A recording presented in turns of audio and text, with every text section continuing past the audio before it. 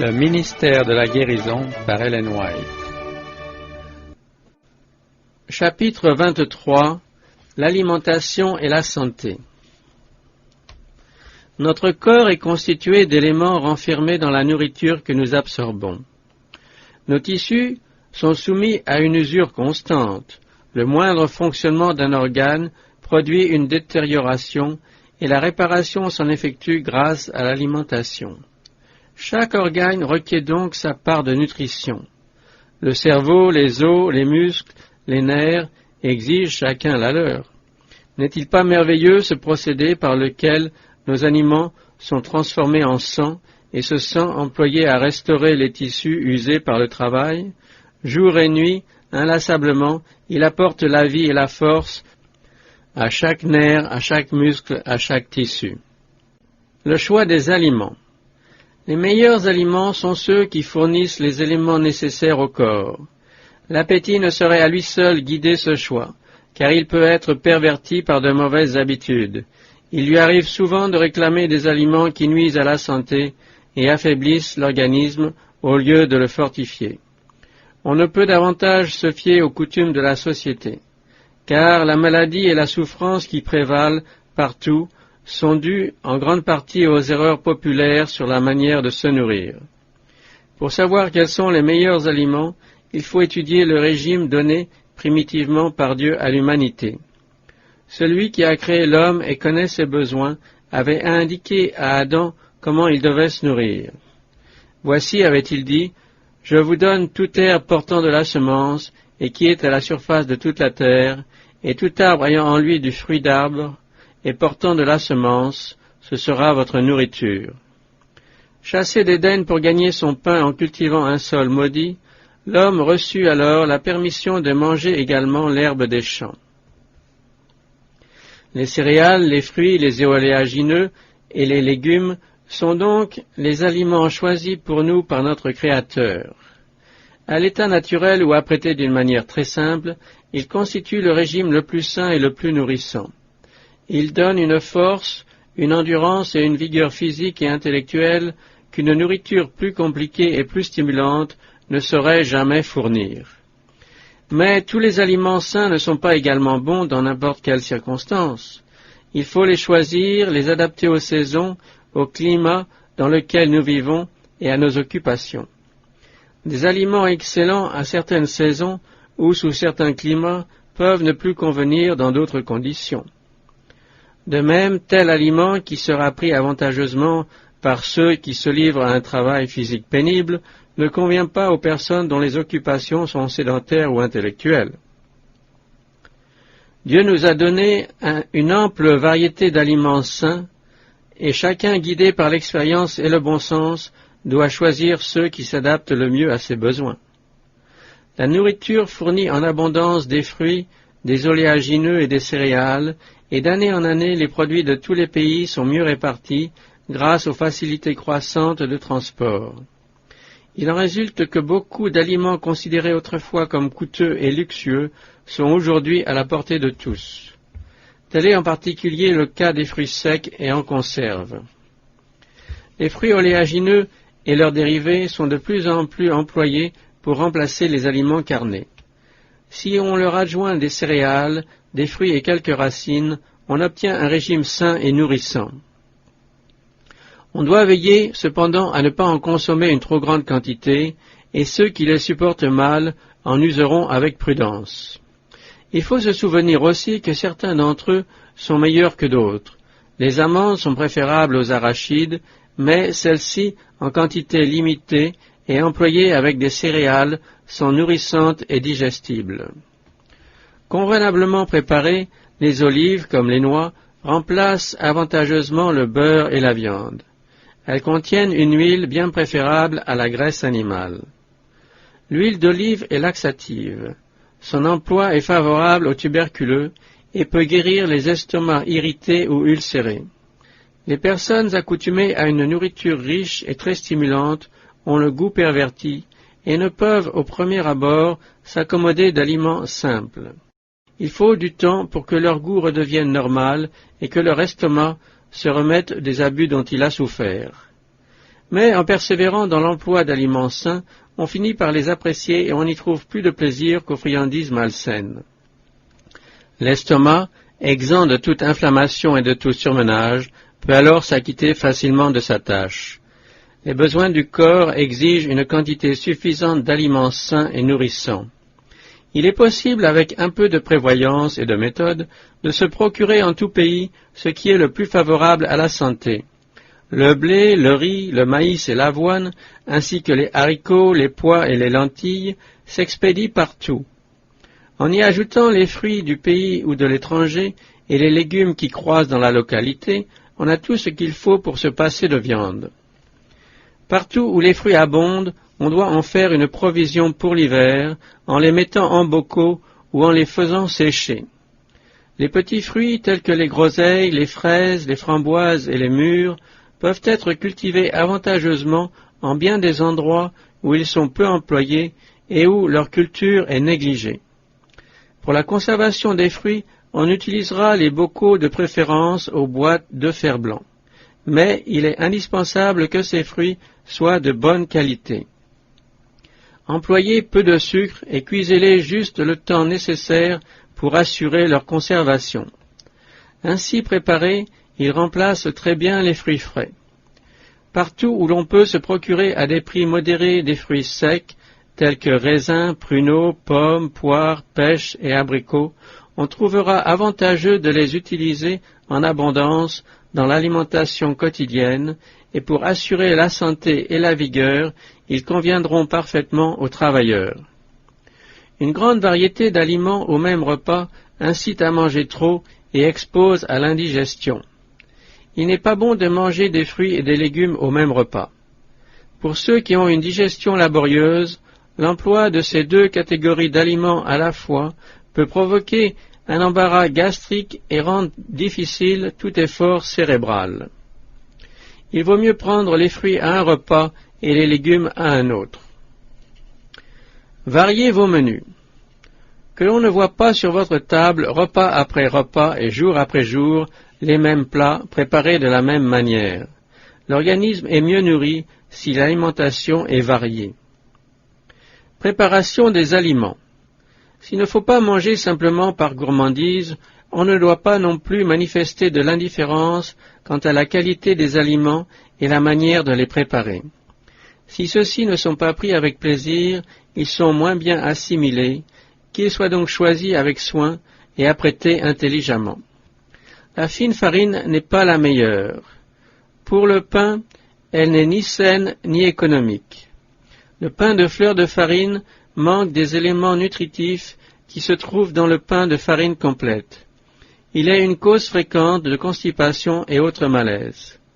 Le bicarbonate de soude, ou poudre levure, utilisé dans la fabrication du pain, est nuisible. Il irrite l'estomac et empoisonne souvent tout l'organisme. De nombreuses ménagères pensent qu'elles ne peuvent réussir un bon pain sans bicarbonate de soude, mais c'est une erreur. Si elles se donnaient la peine d'apprendre de meilleures méthodes, leur pain serait plus sain et plus savoureux pour un palais exercé. Pour le pain levé, il ne faut pas remplacer l'eau par le lait. Celui-ci occasionne une dépense superflue et rend le pain moins sain. Le pain au lait s'aigrit plus facilement que le pain à l'eau et fermente plus rapidement dans l'estomac. Il faut que le pain soit léger et l'on ne doit pas y tolérer le moindre soupçon d'aigreur. Que les miches soient petites et bien cuites, de manière que tous les germes du levain soient détruits. Consommé chaud ou frais, le pain levé se digère difficilement. Il ne devrait jamais paraître sur la table. Il n'en est pas de même du pain sans levain. Les petits pains de farine de froment sans levain et cuits dans un four bien chaud sont à la fois sains et savoureux. Les céréales dont on fait les différentes sortes de bouillies devraient être cuites pendant plusieurs heures. Les aliments épais sont plus sains que les aliments liquides parce qu'ils exigent plus de mastication. Les biscottes ou pains cuits 2 fois sont très digestibles et très savoureuses. On peut aussi couper du pain ordinaire en tranches et le faire sécher au four jusqu'à ce qu'elle soit parfaitement sèche et dorée. Placé dans un endroit sec, ce pain peut être ainsi conservé bien plus longtemps que le pain ordinaire.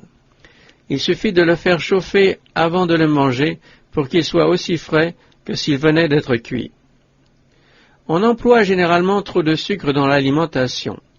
Les gâteaux, les pâtisseries, les gelées, les confitures sont des causes fréquentes d'indigestion. Les crèmes composées d'œufs, de lait et de sucre sont particulièrement nuisibles. Il faut éviter l'usage du lait et du sucre pris ensemble. Si on emploie du lait, il doit être parfaitement stérilisé. Grâce à cette précaution, il offre moins de dangers. Le beurre n'est pas aussi nuisible en tartine que dans les aliments, mais il vaudrait mieux en principe s'en passer tout à fait. Le fromage est encore plus sujet à caution. Il est tout à fait impropre à l'alimentation. Une nourriture insuffisante et des aliments mal cuits appauvrissent le sang et affaiblissent tout l'organisme. Ils créent un état maladif avec son cortège d'irritabilité et de nervosité. Les victimes d'une mauvaise cuisine sont légion. Sur bien des tombes, on pourrait graver en guise d'épitaphe « Victime d'une mauvaise cuisine » ou « Décédé en raison des mauvais traitements infligés à son estomac ». Celles qui font la cuisine ont le devoir sacré d'apprendre à préparer les aliments d'une manière saine. Bien des âmes se perdent à cause d'une cuisine mal faite. Il faut réfléchir et avoir beaucoup de soin pour faire du bon pain. Mais il y a dans une miche de bon pain davantage de religion que beaucoup ne l'imaginent. En réalité, les bonnes cuisinières sont rares. Les jeunes filles considèrent la cuisine et les soins du ménage comme des corvées, et pour cette raison, nombreuses sont celles qui se marient et deviennent maîtresses de maison sans avoir la moindre idée des devoirs qui leur incombent comme épouse et comme mère. Cuisiner n'est pas une science inférieure, c'est au contraire l'une des plus importantes de la vie pratique. Toutes les femmes devraient l'approfondir et il faudrait en adapter l'enseignement pour le bien des classes pauvres. Ce n'est pas facile de préparer des aliments appétissants et en même temps simples et nourrissants, mais on peut y arriver. Ils paraîtront d'autant plus savoureux et sains qu'ils auront été préparés avec plus de simplicité. Que les ménagères qui ne savent pas faire une cuisine saine se décident à apprendre un art indispensable au bien-être de leur famille. En maints endroits, des cours de cuisine leur permettraient de s'instruire dans cette branche. Celles qui n'auraient pas l'avantage de les suivre devraient se placer sous la direction d'une bonne cuisinière jusqu'à ce qu'elle soit maîtresse de cet art. Il est d'une importance capitale de prendre les repas à des heures régulières. Le repas terminé, on ne doit plus rien prendre jusqu'au suivant. Beaucoup mangent lorsque leur organisme n'a pas besoin de nourriture, à des intervalles irréguliers ou entre les repas, parce qu'ils n'ont pas la force de volonté suffisante pour résister à cette inclination. Certaines personnes, lorsqu'elles voyagent, grignotent constamment quelque nourriture, ce qui est très préjudiciable à leur santé. Si au contraire elles prenaient régulièrement des aliments simples et nourrissants, elles ne se sentiraient pas si lasses et seraient moins souvent malades. Une autre habitude néfaste consiste à manger au moment de se coucher, après les repas habituels. On ressent alors une certaine faiblesse et on prend encore quelque nourriture. En s'écoutant ainsi, on contracte une habitude devenant si invétérée qu'il semble impossible de s'endormir sans avoir mangé. Le résultat de ces repas tardifs est que la digestion a lieu pendant le sommeil et que celui-ci est souvent troublé par des cauchemars. Au matin, on s'éveille fatigué et sans appétit pour le petit déjeuner. Il faut que le travail de l'estomac soit terminé quand on se couche, car cet organe doit se reposer comme tout le reste du corps. Les soupers pris tard dans la nuit sont particulièrement nuisibles aux personnes sédentaires. Les troubles qu'ils engendrent sont souvent à l'origine d'une maladie mortelle. Dans bien des cas, la faiblesse qui provoque le désir de manger avant de se coucher provient de ce que les organes digestifs ont été surmenés pendant la journée. Après avoir digéré un repas, ils ont besoin de repos. 5 ou 6 heures au moins devraient s'écouler entre les repas. D'ailleurs, bien des personnes, après en avoir fait l'essai, trouvent que 2 repas par jour valent mieux que 3. Habitude à éviter. Les aliments ne devraient jamais être pris très chauds ou très froids.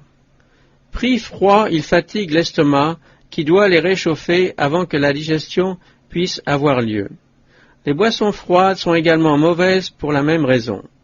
tandis que l'usage habituel de boissons chaudes est débilitant. En fait, plus on prend de liquide au repas, plus la digestion est difficile, car le liquide doit être absorbé avant que celle-ci puisse commencer. N'employez pas trop de sel, évitez les conserves au vinaigre et les aliments épicés. Mangez du fruit en abondance, et l'irritation de l'estomac qui cause la soif pendant le repas disparaîtra presque entièrement. Il faut manger lentement et bien mastiquer, afin que la salive pénètre les aliments et que les sucs digestifs puissent entrer en action. C'est une grave erreur de manger après un exercice violent lorsqu'on est épuisé ou en transpiration. Dès que l'on mange, les énergies nerveuses sont fortement mises à réquisition, de sorte que si l'esprit ou le corps est surmené immédiatement avant ou après le repas, la digestion est entravée. Lorsqu'on est excité, inquiet ou pressé, il vaut mieux ne pas manger avant d'avoir retrouvé le calme et le repos. L'estomac est étroitement relié au cerveau. Lorsqu'il est malade, il appelle à son aide la force nerveuse de celui-ci.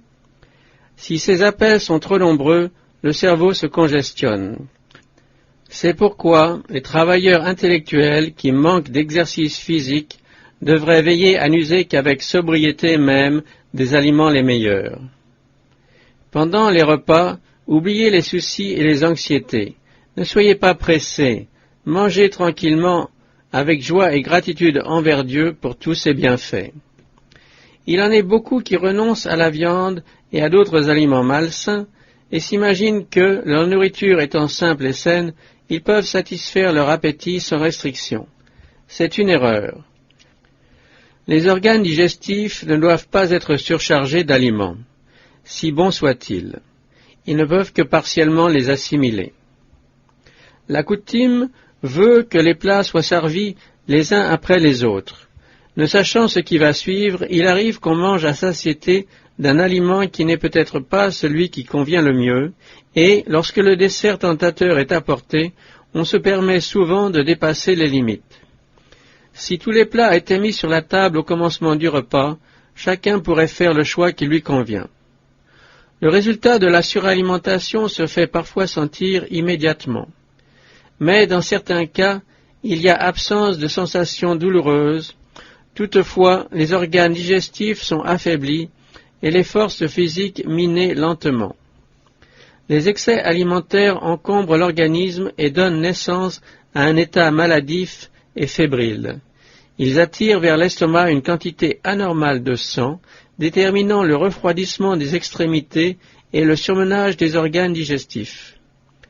Lorsque ceux-ci ont accompli leur tâche, il subsiste un sentiment de faiblesse et de langueur que l'on confond souvent avec la faim. Mais cette sensation est due à l'état d'épuisement des organes en question. Un autre phénomène concomitant est parfois l'engourdissement du cerveau et la répulsion pour tout effort mental ou physique. Ces symptômes désagréables proviennent d'une dépense considérable de force vitale nécessitée par une digestion laborieuse. L'estomac, fatigué à l'extrême, crie « Donnez-moi du repos !» Mais ces appels sont souvent mal interprétés. On croit qu'il s'agit d'une demande de nourriture et, au lieu de le laisser en repos, on accroît encore sa tâche. Il en résulte que les organes digestifs sont épuisés alors qu'ils devraient pouvoir accomplir convenablement leur tâche. On ne devrait pas préparer pour le sabbat une plus grande quantité ou une plus grande variété d'aliments que les autres jours. Au contraire, que ceci soit plus simple et que l'on en mange moins, afin d'avoir l'esprit mieux disposé pour s'occuper de questions spirituelles. Un estomac surchargé implique un cerveau engourdi. On peut alors entendre les paroles les plus précieuses sans en profiter, parce que l'esprit est alourdi par une digestion difficile. En mangeant trop le sabbat, beaucoup se privent à leur insu des bienfaits qu'il apporte. On évitera de faire la cuisine ce jour-là, mais il ne faut pas nécessairement manger froid. En hiver, les aliments préparés la veille doivent être réchauffés. Que les repas, bien que simples, soient appétissants et bien présentés. Dans les foyers où il y a des enfants, on mettra sur la table du sabbat un plat qui soit un régal et que la famille n'ait pas l'habitude de manger chaque jour. Si l'on a contracté de mauvaises habitudes alimentaires, il ne faut pas tarder à les réformer. Lorsque les abus ont provoqué une dyspepsie, conservons les forces qui nous restent en évitant tout surmenage de l'estomac. Quand il a été maltraité trop longtemps, celui-ci ne peut plus se rétablir tout à fait. Mais une alimentation convenable le préservera d'une plus grande faiblesse et réussira à l'améliorer. Il n'est pas facile de prescrire des règles s'adaptant à chaque cas. Mais en se conformant au principe d'une alimentation saine, de grands changements peuvent être opérés. Et la cuisinière n'aura plus besoin de chercher constamment à exciter l'appétit. La récompense de la sobriété dans l'alimentation, c'est la vigueur mentale et morale, ainsi que la maîtrise des passions mauvaises. La suralimentation est particulièrement nuisible au tempérament apathique, auquel une nourriture frugale, associée à beaucoup d'exercices physiques, convient mieux. Des hommes et des femmes très bien doués n'accomplissent pas la moitié de ce qu'ils pourraient faire parce qu'ils ne savent pas dominer leur appétit. Beaucoup d'écrivains et d'orateurs commettent l'erreur suivante. Après un repas copieux, ils se mettent au travail, lisent, étudient ou écrivent sans se permettre un seul instant d'exercice physique. Il en résulte que les idées et les mots ne leur viennent pas facilement. Ils n'arrivent pas à écrire ni à parler avec la force et l'intensité indispensables. Leurs efforts sont ternes et stériles. Ceux qui ont d'importantes responsabilités, et surtout ceux qui veillent aux intérêts spirituels, devraient être des hommes à la perception aiguë et aux sentiments pénétrants. Plus que d'autres, ils doivent être tempérants dans le manger. Les aliments riches et succulents ne devraient pas se trouver sur leur table. Des hommes qui occupent des postes de confiance ont à prendre chaque jour des décisions importantes. Appelés à agir rapidement, ils ne peuvent le faire que s'ils pratiquent une stricte tempérance. L'esprit se fortifie par l'exercice rationnel des énergies physiques et mentales. Si l'effort n'est pas trop épuisant, toute lassitude ressentie apporte une nouvelle vigueur. Mais souvent, ceux qui sont appelés à prendre des décisions urgentes sont influencés défavorablement par une alimentation défectueuse.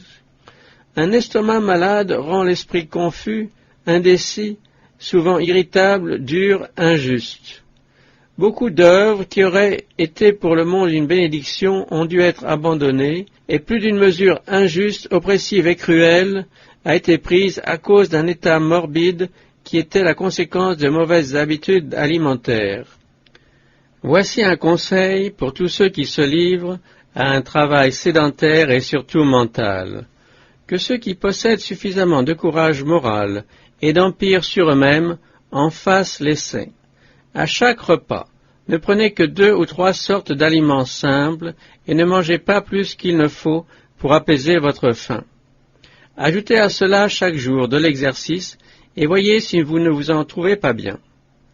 Les ouvriers occupés à un travail physique épuisant ne sont pas obligés d'être aussi attentifs à la quantité et à la qualité de leurs aliments que les personnes aux habitudes sédentaires, mais ils n'en jouiraient pas moins d'une meilleure santé s'ils prenaient l'habitude de se dominer dans le manger et le boire. Certains demandent parfois qu'on leur prescrive exactement le régime qu'ils doivent suivre. Ce sont surtout ceux qui se suralimentent, puis le regrettent, en sorte qu'ils pensent constamment au manger et au boire. Mais nul ne peut, sur un sujet semblable, faire la loi aux autres.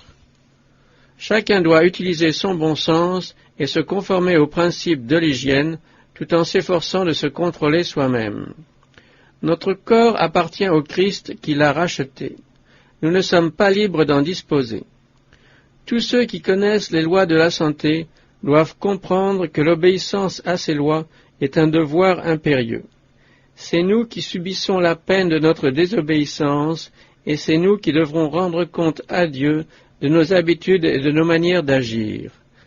La question que nous avons à nous poser n'est pas « quelle est la coutume du monde ?», mais bien « comment, en tant qu'individu, traiterai-je mon corps, la demeure que le Seigneur m'a donnée ?»